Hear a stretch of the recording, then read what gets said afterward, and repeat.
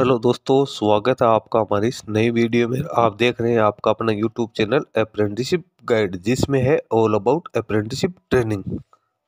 दोस्तों, power grid corporation of India limited, जिसको PGCL के नाम से भी जाना जाता है, इसके द्वारा बम्पर रिक्रूटमेंट निकाली गई। अप्रेंटिसशिप के पदों के लिए वैकेंसी जो निकाली गई यहाँ पे रीजनल वाइज है वो निकाली गई। कल मैंने एक शॉर्ट वीडियो बना के इसके रिगार्डिंग है आप लोगों को इंटीमेशन दिया था। आज के वीडियो में अपन डिटेल में बात करेंगे कौन कौन से रीजन के लिए वैकेंसी निकाली गई और कौन कौन से स्टेट के लिए कौन कौन से पदों के लिए रिक्रूटमेंट है निकल गई है, ताकि सारा एलिजिबिलिटी क्राइटेरिया आपके समझ में आ जाए। इसका एप्लीकेशन फॉर्म है वो इसके ऑफिशियल वेबसाइट के माध्यम से ही भरा जाएगा। उसके बारे में भी मैं सारी जानकारी आप लोगों को यहाँ पे देने वाला हूँ। अपन आ गए इसके ऑफिशियल वेबसाइट पे। यहाँ पे आप देख सकते हो appointment of apprentices as per the provision of the apprenticeship act 1961, power grid corporation of India limited a Maharatna company under the ministry of power, government of India, इसकी ओर से यहाँ पे अप्रेंटिसशिप की वैकेंसी निकाली गई। सबसे पहले कॉर्पोरेट सेंटर गुरुग्राम के लिए यहाँ पे वैकेंसी निकाली गई। इसका अभी डिटेल एडवर्टीजमेंट है वो कोई यहाँ पे जारी नहीं किया गया। इसमें हरियाणा स्टेट शामिल है। फिर नॉर्दर्न रीजन फर्स्ट फरीदाबाद में, दिल्ली, हरियाणा, राजस्थान, उत्तर प्रदेश, उत्तराखंड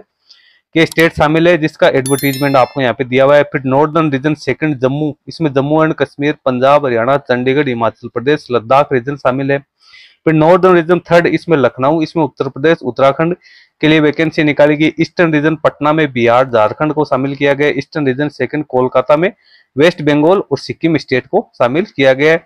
उसके बाद नॉर्थ ईस्टर्न रीजन शिलोंग में बात करें तो अरुणाचल प्रदेश, आसाम, मणिपुर, मेघालय, मिजोरम, नागालैंड, त्रिपुरा के लिए वैकेंसी निकाली गई है।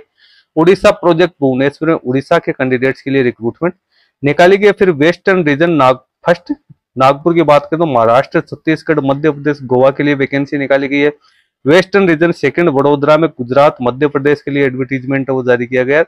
साउथर्न रीजन फर्स्ट हैदराबाद की बात करें तो आंध्र प्रदेश, तेलंगाना के लिए वैकेंसी निकाली गई है। और साउथर्न रीजन सेकंड बेंगलोर में, कर्नाटक, तमिलनाडु, केरला के लिए वैकेंसी निकाली गई। तो वैकेंसी की बात करें तो हर स्टेट के लिए यहाँ पे वैकेंसी है वो निकल के आई है।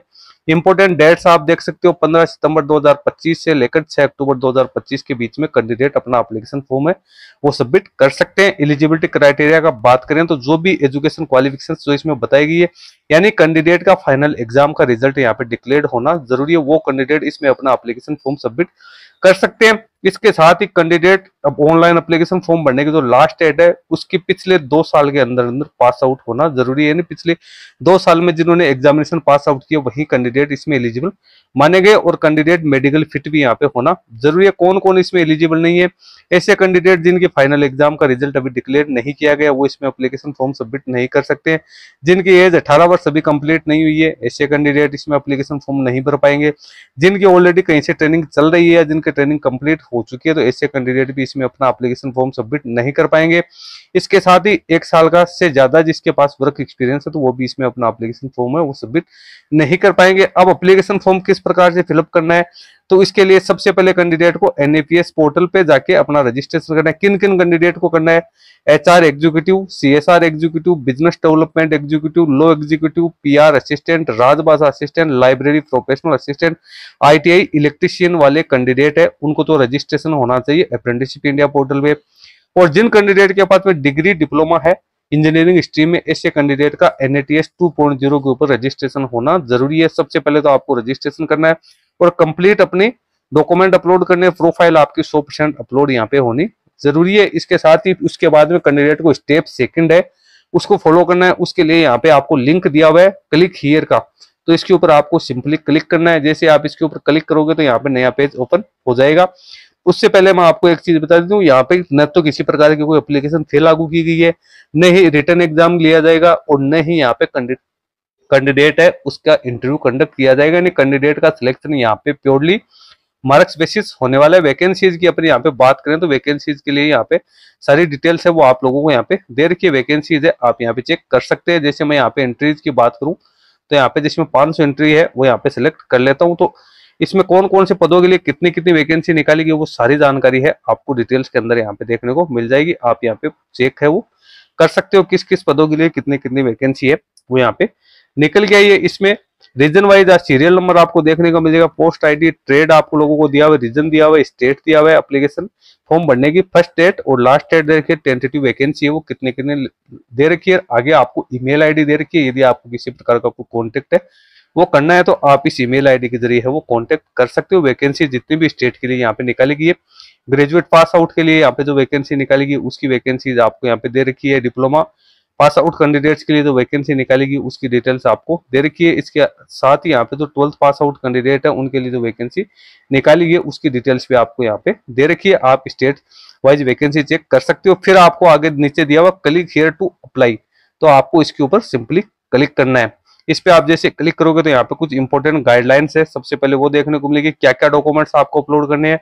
आपका फोटोग्राफ, सिग्नेचर, 10th की मार्कशीट, 10th का सर्टिफिकेट, 12th की मार्कशीट, 12th का सर्टिफिकेट, डिग्री, डिप्लोमा, आईटीआई का सर्टिफिकेट, कम्युनिटी सर्टिफिकेट और अदर सर्टिफिकेट जो भी आपके लागू है वो आपको यहाँ पे करने। एक कैंडिडेट ओनली एक ही ट्रेड से और एक ही लोकेशन से अपना एप्लीकेशन फॉर्म सबमिट कर सकता है। जो भी नियर बाय लोकेशन है उससे कैंडिडेट को अपना एप्लीकेशन फॉर्म है वो यहाँ पे सबमिट करना है।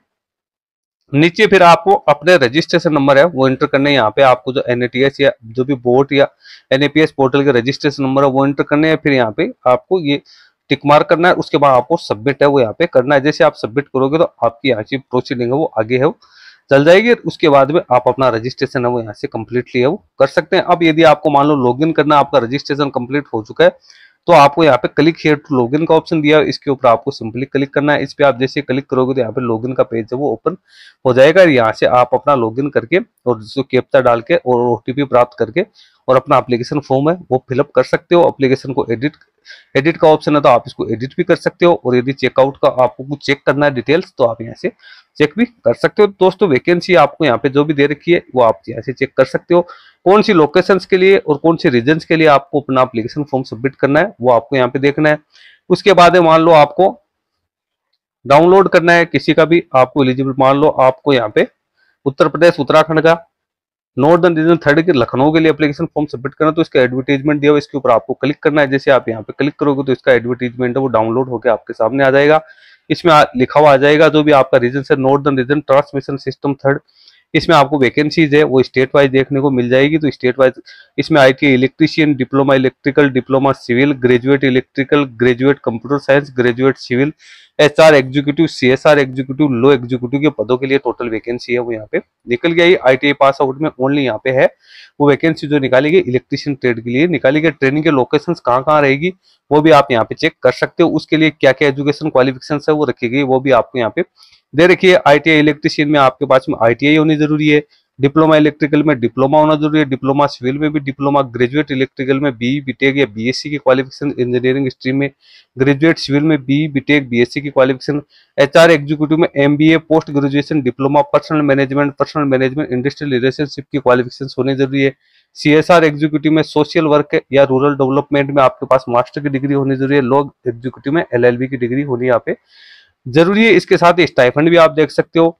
आईटीआई इलेक्ट्रीशियन को 13,500, डिप्लोमा इलेक्ट्रिकल को 15,000, डिप्लोमा सिविल को 15,000, ग्रेजुएट इलेक्ट्रिकल को 17,500 रुपए मिलेंगे। Law executive, CSR executive, HR executive भी 17,500 ये रुपए यहाँ पे स्टाइफंड मिलेगा। तो स्टाइफंड तो काफी अच्छा खासा यहाँ पे मिलने वाला है। और इसके साथ ही कैंडिडेट है उसका डीबीटी से जो आधार सीडेड अकाउंट है वो भी यहाँ पे होना जरूरी है। इसलिए आधार सीडिंग रखनी जरूरी है क्योंकि कुछ पेमेंट है वो आपको डीबीटी के थ्रू है वो भी आपको किया जाएगा। तो इस प्रकार से आप मैंने जो इसकी जो वैकेंसी निकाली गई थी उसकी सारी डिटेल्स आप लोगों को बता दिया, एलिजिबिलिटी क्राइटेरिया आपको बता दिया, पूरी डिटेल से एप्लीकेशन फॉर्म किस प्रकार से फिलअप करना है उसकी भी सारी जानकारी आपको बता दी। आप जिस भी रीजन से आप अपना एप्लीकेशन फॉर्म भरना चाहते हो तो उस रीजन से आप अपना एप्लीकेशन फॉर्म है वो सबमिट कर सकते हो। दोस्तों वीडियो में इतना ही। वीडियो यदि अच्छा लगे तो इसको लाइक शेयर करना, कुछ क्वेरी या क्वेश्चन है तो आप हमें कमेंट करके बता सकते हैं। धन्यवाद।